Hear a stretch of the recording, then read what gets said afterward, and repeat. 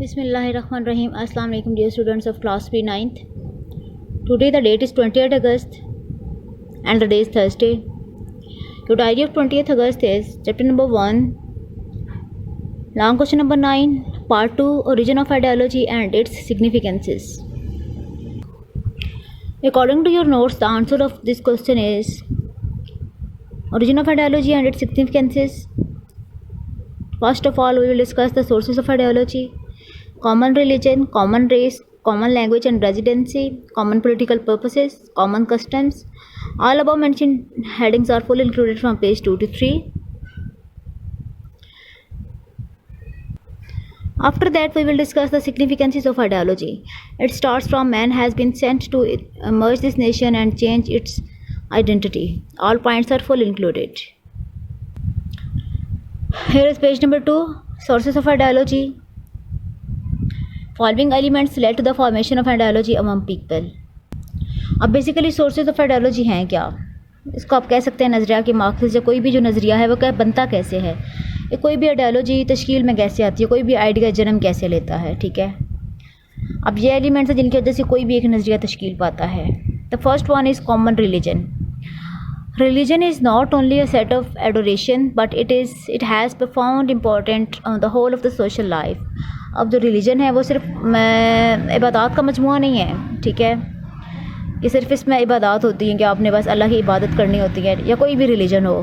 ठीक है, उसमें आपने सिर्फ इबादत करनी है, बल्कि इसका असर आपकी पूरी माशरती ज़िंदगी पर होता है. Every religion maintains social relationship in light of the specific ideas. अब हर जो मज़हब है उसमें सोशल रिलेशंस को एक बाकायदा मखसूस नज़रियात की रोशनी में जो है उस्तवार किया गया है. ठीक है, for example the European, the Japanese, the Hindus and the Muslims wanted to let their lives according to their religion respectively. अब फॉर एग्जांपल जो यूरोपियंस हैं, जापानीज़ हैं, हिंदूज़ हैं, मुस्लिम्स हैं, वो अपनी अपनी ज़िंदगी अपने मज़हब के मुताबिक गुजारते हैं. ठीक है, यानी कि यूरोपियंस हैं उनका अपना एक सोशल सिस्टम है, जापानीज़ का अपना एक सोशल सिस्टम है, हिंदूज़ का अपना एक माशरती और माशी निज़ाम है, और मुस्लिम्स का अपना एक माशरती और माशी निज़ाम है. ठीक है, common race, common ideas are originated from common race. इसके अलावा जो कॉमन आइडियाज़ हैं, ठीक है, वो किस चीज़ से भी जन्म लेते हैं? कॉमन रेस से, मुश्तरका नस्ल से. जब नस्ल एक हो, a common race gives the birth to common ideas. It is quite natural, ये बिल्कुल एक कुदरती बात है, that people belong to the same race develop the sentiments of sympathy and brotherhood for each other. अब ये एक कुदरती बात है कि एक ही नस्ल के लोगों में हमदर्दी और अखुवत के जो जज्बात हैं वो पैदा होना शुरू हो जाते हैं. Racism is a strong bond which because of common ideas binds the human beings in blood like relationships.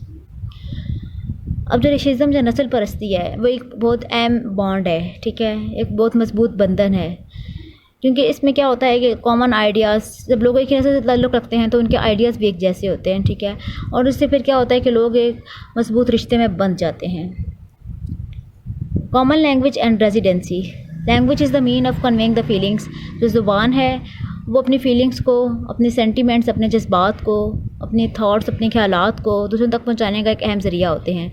These help to form new ideas. इससे नए आइडियाज़ जन्म लेते हैं. Similarity in the ways of living, रहने के तरीके का एक जैसा होना, एंड हार्मनी इन आइडियाज़, और आइडियाज़ का एक जैसा होना, depends mostly on the common territory.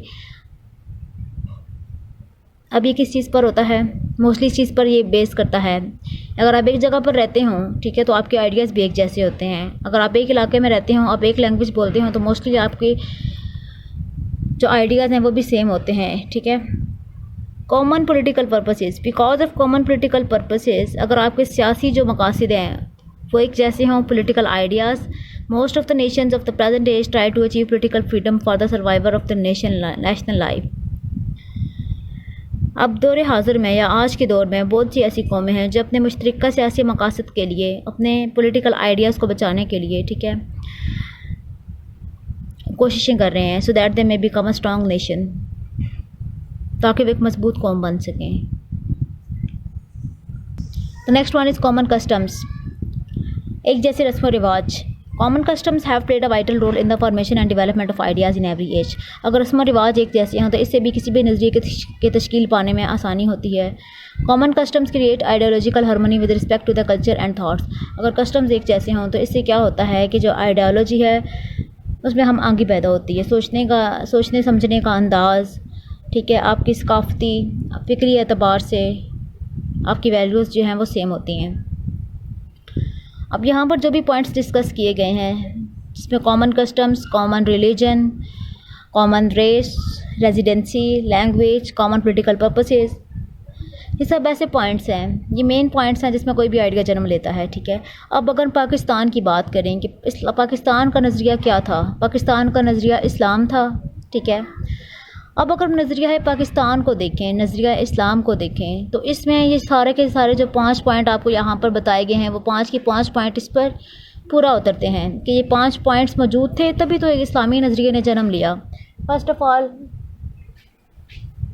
इसमें आपका इंक्लूड है कॉमन रिलीजन की बात की गई है, ठीक है। अब सब मुसलमानों का नज़रिया एक जैसा था, जबकि जब वहाँ पर जितने भी नॉन मुस्लिम्स थे उन सब के ज़्यादातर जो बेसिकली उनके जो मज़हब हैं, ठीक है, वो तकरीबन मिलते जुलते थे, लेकिन मुसलमानों का उनमें से सबसे सेपरेट रिलीजन था, ठीक है। अब जब सब मुसलमानों का एक सेपरेट रिलीजन था तो उनके सोचने समझने का अंदाज़ एक था, बाकी तमाम कौमों से अलग था, लेकिन सब मुसलमानों का तो आपस में एक जैसा था, ठीक है। तो फिर इससे क्या हुआ, अब हमारे पास आइडिया जिससे जन्म लेता है उसमें हमारे पास एक कॉमन रिलीजन का पॉइंट है। इट्स मीन कॉमन रिलीजन था हमारे पास, that was Islam, and it is different from the other nations and from the other religions, ठीक है। अब सेकंड है कॉमन रेस। अब रंगो नस्ल का इस्लाम में कोई जो है वो कोई कॉन्सेप्ट नहीं है। इस्लाम में रंगो नस्ल की बुनियाद पर रिश्ते बनाने का, रिलेशंस कायम रखने का, सोशल वैल्यूज़ का कोई कंसेप्ट नहीं है, ठीक है। अगर है तो सिर्फ और सिर्फ रिलीजन की बेस पर। लेकिन अगर हम बाकी कौमों को देखें तो बहुत सी कौमें ऐसी हैं जिन्होंने सिर्फ और सिर्फ कॉमन रेस की बुनियाद पर जो हैं वो अपने आप को बाकी मुल्कों से अलग किया और एक नए स्टेट्स ने जन्म लिया। अब थर्ड में बात आ रही है कॉमन लैंग्वेज एंड रेजिडेंसी की। तो अब जितने भी मुस्लिम्स थे वहाँ पर इंडिया में, सब कॉन्टिनेंट में, वो सब के सब उनकी कॉमन लैंग्वेज थी। कौन सी थी? उर्दू थी। अब जो उर्दू हिंदी कंट्रोवर्सी पैदा हुई थी 1857 में, वो किस बेस पर हुई थी? हिंदू चाहते थे, हिंदू और जितने भी वहाँ पर नॉन मुस्लिम्स थे वो हिंदी को ही नेशनल लैंग्वेज बनाना चाहते थे, जबकि जो मुस्लिम्स थे वो चाहते थे कि उर्दू जो है वो नेशनल लैंग्वेज बने। सो मुसलमानों की कॉमन लैंग्वेज थी, ठीक है। अब कॉमन रेजिडेंसी की अगर हम बात करें तो मुसलमान जो थे, कुछ इलाकों में मुसलमान जैसे कि पंजाब, उस टाइम पे, जब मैं सब कॉन्टिनेंट की बात कर रही हूँ, जब मुसलमान जो हैं वो अलग नहीं हुए थे हिंदुओं से, ठीक है, तो सब कॉन्टिनेंट में क्या था?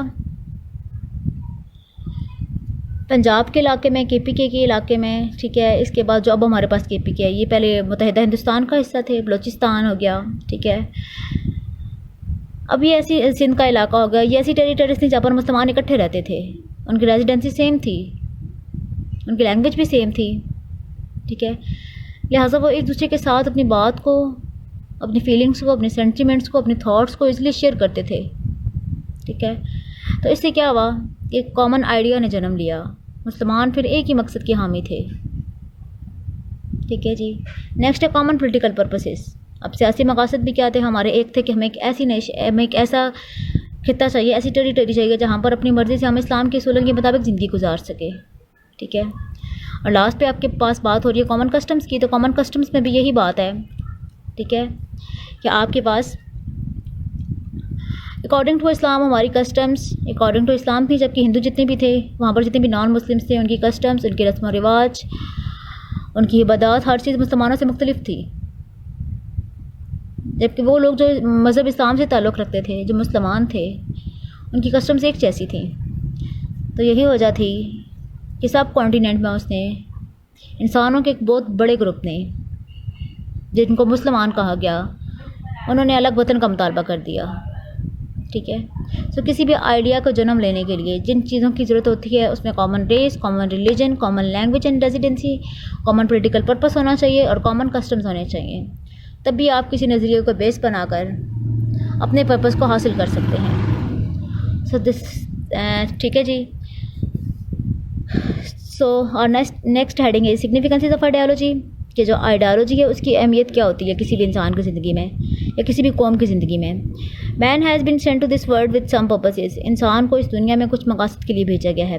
Purposeless life never get success, बेमकसद ज़िंदगी कभी भी कामयाबी हासिल नहीं करती। The existence of nations is reflected through their ideas, अब कोई भी जो कौम है उसका वजूद किससे पता चलता है? उसके आइडिया से। जिन कौमों का आइडियाज़ ही नहीं होंगे, ठीक है, जिन कौमों के पास कोई आइडियाज़ कोई नज़रियात ही नहीं होंगे, उनके वजूद कभी पता नहीं होता। Ideas create consciousness of purpose among Nations, अब जो नज़रियात हैं, जिस कौम के पास आइडियाज़ होते हैं, ठीक है, जिस कौम के पास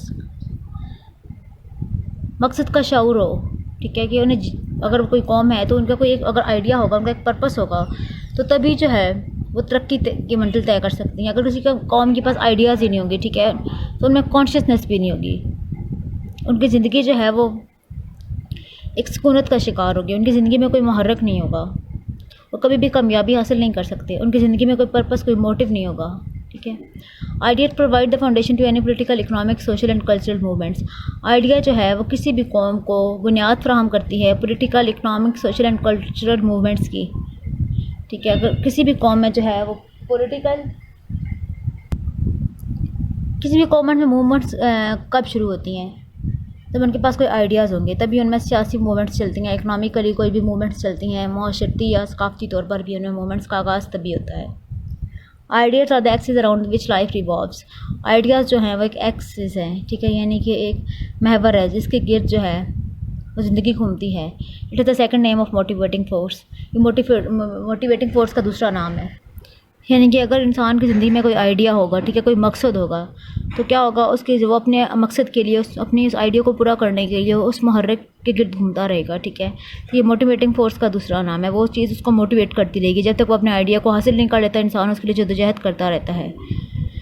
ideas provide discipline to various aspects of human life, अब जो आइडियाज़ होते हैं वो इंसान की ज़िंदगी को मुनज़्ज़म कर देते हैं, ठीक है।